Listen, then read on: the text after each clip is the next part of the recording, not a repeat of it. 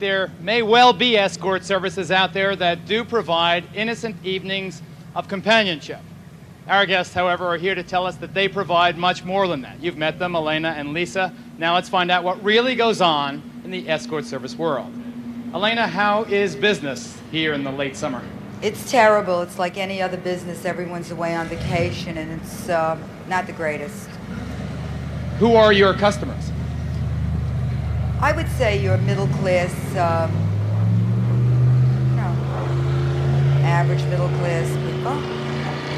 We're here in the East River, and the sounds that you hear aren't traffic. It's all these the speedboats coming up and down. Middle class business people? Business people. Out of towners or New Out Yorkers? of towners, you name it.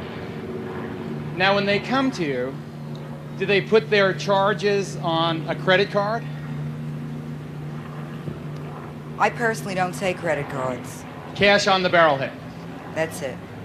How many women, on average, work for you? 25, 30. 25 or 30? But not at once.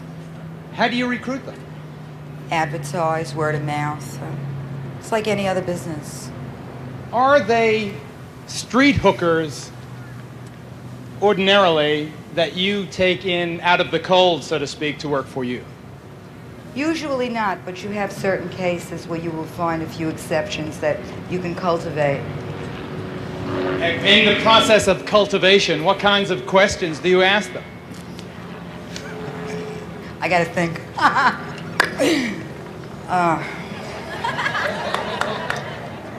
ask them their measurements, what their body looks like and what they do and what they don't do.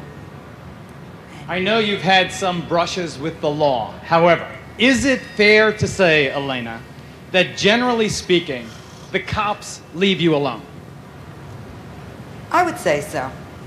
Is it fair to say, Elena, even more specifically, that from your point of view, the business that you are in is just about legal because nobody hassles you? I would say so. So despite the fact that there are laws on the books in virtually every town in this country, except a couple of counties in Nevada, against prostitution, you're here in the Big Apple and you're sitting in front of this audience and you're telling us that you operate this business. Everybody knows it is what it is that the service you offer, and no one's hassling you. Well, obviously I'm not hassled because I'm here today. Has prostitution, in fact, been legalized virtually? I wouldn't say so. I wish it would be. But you're operating out in the open? No one's bothering you? Everybody knows what it is you do? We get around. Are some of your customers well-connected people? I can't answer that question, sir. Sorry. All right. Yes, they are. Lisa, how did you get into it? I was familiar with the business. There were advertisements in certain local newspapers similar to the New York Village Voice.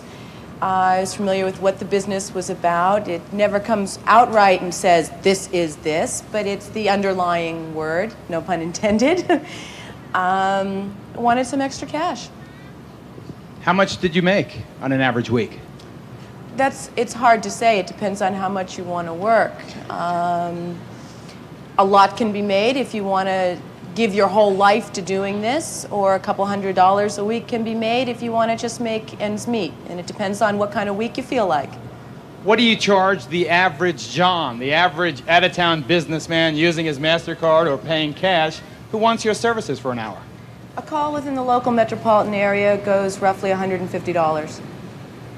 I wonder how they justify that when it comes time to turn in their expense vouchers, but that's a whole other show. Lots of flowers. Lots of flowers, yeah, a lot of business gifts.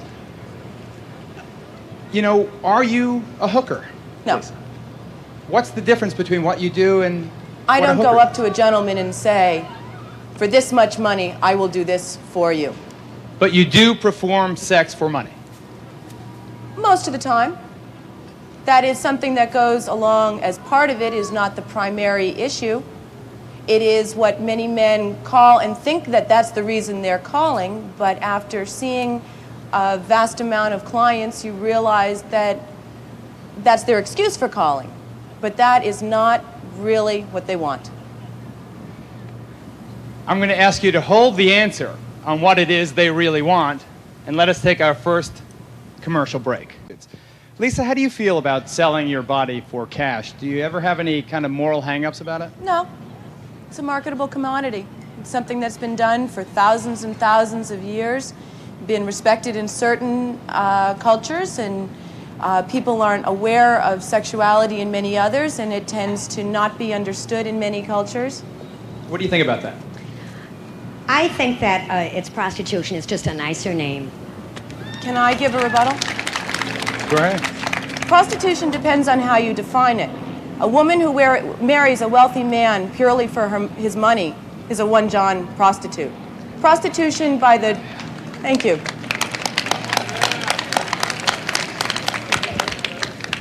Yeah, I have a question for Lisa. Lisa, does your mother know what you're doing? Yep. Your fiancé found out about what it is that you do for a living, or at least what you did for 5 years, after you were busted. How were you busted? What happened? My agency was set up. There was a reason that the police were investigating into my agency. And that is the usual reason. The police don't just say, oh, well, we'll just do escort services today. There is usually a reason for a particular agency being looked at, generally. And I happened to have been in the wrong place at the wrong time and was escorted to a nice cell afterwards. What did your fiancé say when he realized what it was you had been busted for? He was grateful that when I had not come home that night that I had not been hurt or not been in an accident or some type of trouble that way. He was grateful that it was not a drug involvement that I was busted for. He realized that getting arrested for 2 joints is a more serious offense than prostitution. He requested that I not do it any longer. Up until that time, did he know what no. you were doing? I had been doing it before we had met, and it had been a part of my life and continued that way. My question to Lisa is, how did this affect your relationship once he found out that you were with all these other men? I mean, how could you continue to conduct a relationship with this man who you're supposed to love when you're sleeping around with I don't know how many other men? I mean, what did that do to him? Okay, it's a 2-part question. One, from my end, sex and love are 2 different issues. How many women out here have gone home with a gentleman merely because they felt obliged to, and done something because they felt obliged to, because they didn't want to say, thanks for the drinks and thanks for the dinner, I'm going home? Sex and love are 2 different things. On his point of view, he's loved me all this time, and he's loved me for me and not for my other self, for what I was doing. And I made the promise, and it was a trust between the 2 of us that I promised I would not do it any longer, and I don't. I have a question for Lisa. I'd like to know if sex isn't the bottom line, how many men have you gone out with that you just spent the evening talking to? At least 40%. Did they pay the same Yep. price? Well, my question is directed to Lisa. When you first started, did you calculate the costs? Did you think about your family, your friends, besides your fiancé or your boyfriend? I mean, you had to begin somewhere, and you had pros and cons to it. Sure, my moral feelings towards this, myself morally, I don't have any problems with it. I do realize that there are a lot of people who don't agree with this. And because there are a vast number of people who don't agree with it, partially because they don't really understand it fully. I couldn't come right out and say, hi, I work for an escort service, and introduce myself to new people and say that's what I did. So I did have to keep it undercover. Personally, though, I had no problems with doing it. Are you, Elena, a madam, or are you a businesswoman? Or are you both? I'm a businesswoman. Whose business is? Entertainment. Entertainment.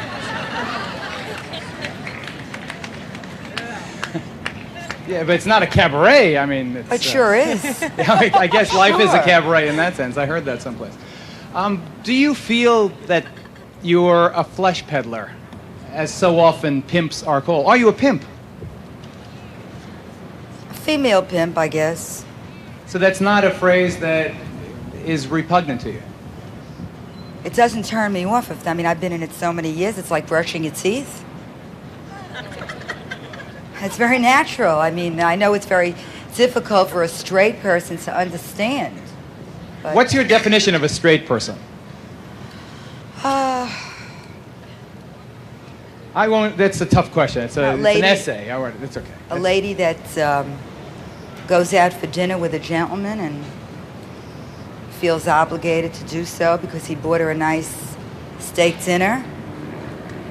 And I have no remorse. I just love what I do.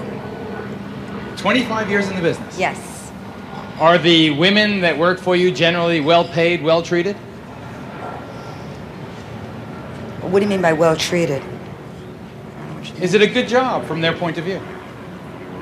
Well, obviously, or they wouldn't be doing it, especially the ones that stick to it.